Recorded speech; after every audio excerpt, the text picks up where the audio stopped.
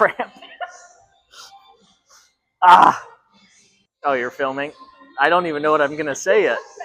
It's time for Swoley Saturdays with Ben. It's September and we're covering the bench press. So go ahead and start doing those cat-cows, thread the needles, external and internal rotation.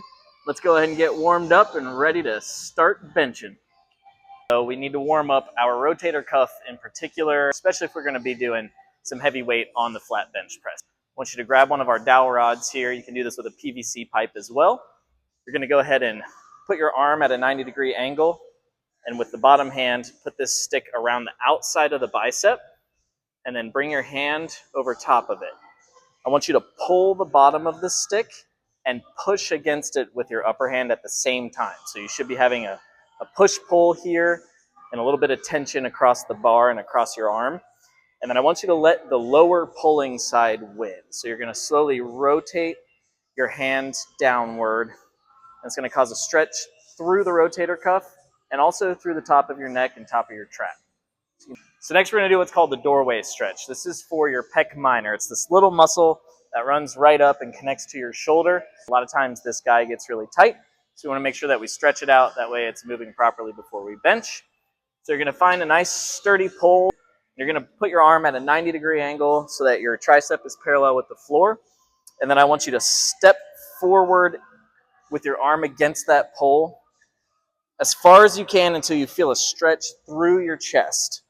The further you step into it, the more of a deeper stretch you'll feel. You can also try different arm positions. Some people get a little bit better of a stretch if they keep their hand up high.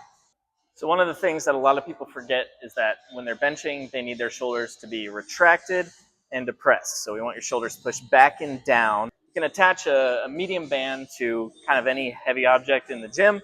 I have it attached to the foot of the bench press here.